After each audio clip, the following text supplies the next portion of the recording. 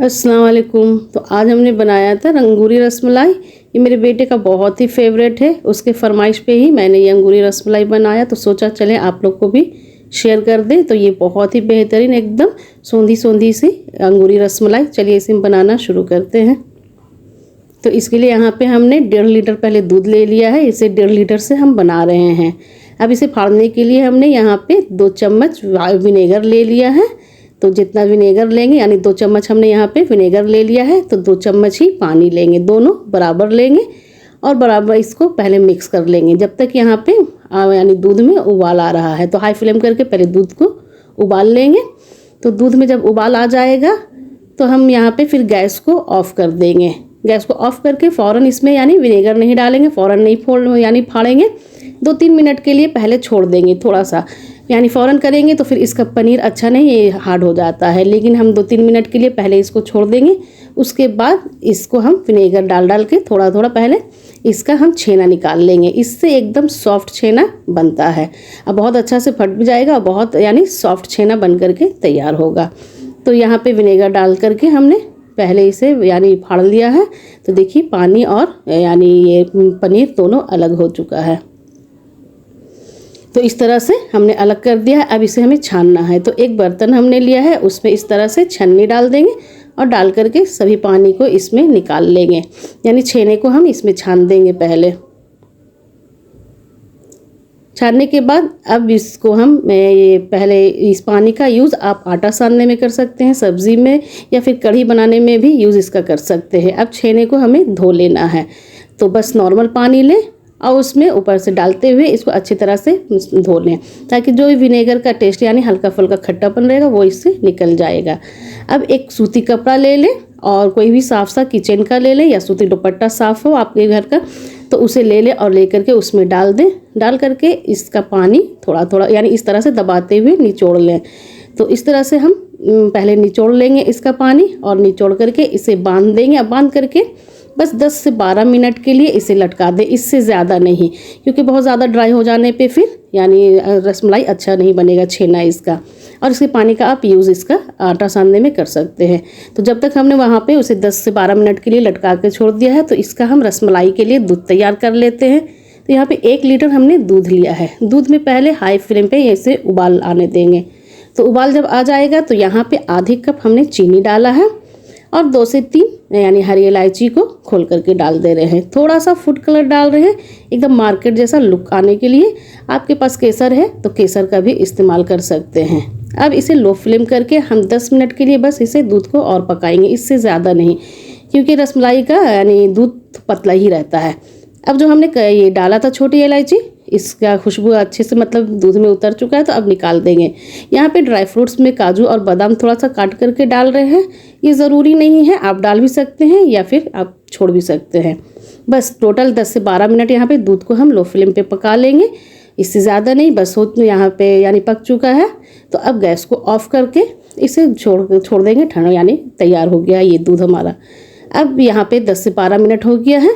तो ये पनीर हमारा देखिए कितना सॉफ्ट सा निकला है। इससे ज़्यादा अब 10 से 12 मिनट से ज़्यादा टांगे नहीं तो फिर बहुत ज़्यादा ड्राई हो जाएगा तो अच्छा नहीं बनेगा। बस इसको अब निकाल करके स्क्रम्बल यानी अच्छे से पहले मल देंगे, हाथों से इसे तोड़ लेंगे।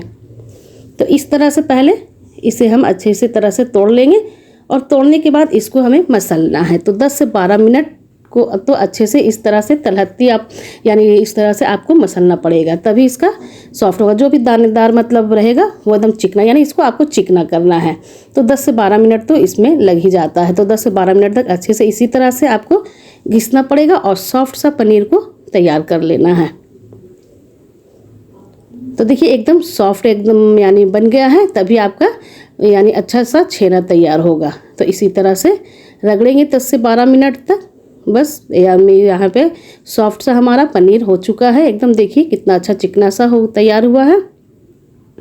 तो अब इसमें 1 चम्मच यानी छोटा ही चम्मच है, 1 चम्मच मैदा मिला रहे हैं। आप इसके जगह पे कॉर्नफ्लोर का भी इस्तेमाल कर सकते हैं, इससे ज़्यादा नहीं डालेंगे। बस अब इसे अच्छी तरह से हम मिक्स कर लेंगे। इसके साथ मिक्स करने के बाद इसको देखिए इस तरह से मिक्स कर लेंगे और मिक्स करके इसे हम पहले ढक करके छोड़ देते हैं। इसको मतलब कपड़ा से इसे ढक करके छोड़ देंगे जब तक के लिए इसका हम चाशनी तैयार करेंगे, जिसमें हमें छेना को पकाना है। तो ढक करके इस तरह से रख देंगे। तो चलिए पहले हम इसका चाशनी तैयार कर लेते हैं। तो यहाँ पे 1.5 कप, बड़े कप से हमने चीनी डाल दिया है, और जितना चीनी लेंगे तो हमने 1.5 कप चीनी लिया है, और उसी कप से 5 कप पानी डालेंगे। आप 4 से 5 कप पानी इसमें आराम से डाल सकते हैं। तो यहाँ पे 5 कप हमने पानी डाला है 1.5 कप चीनी के लिए, एकदम सही है। अब इसको हम मीडियम फ्लेम पे इसे छोड़ देंगे जब तक कि चीनी टूट जाएगा और इसमें अच्छी तरह से उबाल आ जाएगा, जब तक हम वहाँ पे छेने का यानी रसमलाई बनाते हैं, मतलब बॉल इसका तैयार करते हैं। तो यहाँ पे अब बस छोटे छोटे से इस तरह से, क्योंकि हम यहाँ पे अंगूरी रसमलाई बना रहे हैं तो छोटा ही हमें लेना है। इसी तरह से आप रसगुल्ला भी तैयार कर सकते हैं या फिर रसमलाई भी तैयार कर सकते हैं। उसका बड़ा पोर्शन लें और बड़ा पोर्शन लेके दबा दें, मतलब गोल कर दें, और गोल करने के बाद दबा दें तो आपका वो रसमलाई बन जाएगा। यहाँ पे हमने अंगूरी रसमलाई बना रहे हैं, इसीलिए छोटा छोटा ही बॉल इसका बना रहे हैं। बस इस तरह से यानी गोल गोल चिकना चिकना बना करके तैयार कर लेंगे। देखिए यहाँ पे हमने सबको तैयार कर लिया है। जब तक पानी में उबाल आ भी चुका है, यानी चीनी पूरी तरह से टूट भी चुका है, तो अब सभी को इसमें डाल देंगे। और डालने के बाद हाई फ्लेम पे है हमें इसे 20 मिनट तक पकाना है। बस इसे ढकना बिल्कुल नहीं है, और इसे 5 मिनट के बाद इस तरह से पानी ऊपर इसका डालते जाएं, ताकि ऊपर से भी ये अच्छे से पक जाएगा। इसको ज़्यादा टच नहीं करें, बस इसी तरह से 20 मिनट तक लेकिन पकाना है हाई फ्लेम पे। तो बस यहाँ पे 20 मिनट यानी अच्छी तरह से 20 मिनट में बेहतरीन सा छेना बनके तैयार हो जाता है, लेकिन हाई फ्लेम ही रखना है। और इस तरह से 1-2 बार यानी 10 मिनट के बाद आप चला सकते हैं। अब बिल्कुल भी आपका छेना टूटेगा भी नहीं जब तक कि सेट हो जाता है। तो इस तरह से 20 मिनट तक पका लेंगे। और अब हम 20 मिनट हो चुका है तो गैस को ऑफ़ कर देंगे, और ऑफ़ करके इसे हम थोड़ा ठंडा होने देंगे, यानी पूरी तरह से ठंडा होने देंगे। तो अब हम दिखाते हैं कि हमारा कितना बेहतरीन सा रसगुल्ला बनके तैयार हो गया। देखिए दबाने पे कितना अच्छा से सॉफ्ट एकदम स्पॉन्जी सा ये रसगुल्ला बनके तैयार हुआ है। आप इसी प्रोसेस से मतलब रसगुल्ला ही बना सकते हैं, रसमलाई भी बना सकते हैं। बस अब क्या करेंगे, जो दूध हमने तैयार किया था रसमलाई के लिए, तो इसमें बस इसका पानी निकालते हुए सभी को इसमें डाल देंगे। तो इस तरह से सभी को हम यानी डाल देंगे, और डालने के बाद इसे मिक्स कर लेंगे। और ये बेहतरीन सा हमारा अंगूरी रसमलाई बन करके तैयार हो गया। आप इसे फ्रिज में रख करके एंजॉय कर सके, बहुत ही बेहतरीन लगता है खाने में। अब इसको हम एक और इसमें काम कर रहे हैं। मेरे पास एक मिट्टी का हांडी है, जिसे इसमें हम डाल देंगे, क्योंकि इससे और भी सोंधापन इसका आएगा, बहुत ही सोंधा सोंधा सा ये रसमलाई खाने में लगेगा। तो मिट्टी के हांडी को इसमें हम डेली दही जमाते हैं इसी में, तो इसीलिए हम सोचा इसे आज इसमें ही डाल करके इसको तैयार करते हैं। तो सारे रसमलाई को हमने इसमें डाल दिया है, और डालने के बाद ऊपर से काजू और बादाम काट करके डाल दिया थोड़ा सा ऊपर से। और इसे अब हम फ्रिज में रख देंगे, और ठंडा ठंडा बहुत बेहतरीन इस सोंधापन सा एकदम अंगूरी रसमलाई हमारा बन करके तैयार हो गया है। बहुत ही बेहतरीन खाने में लगता है।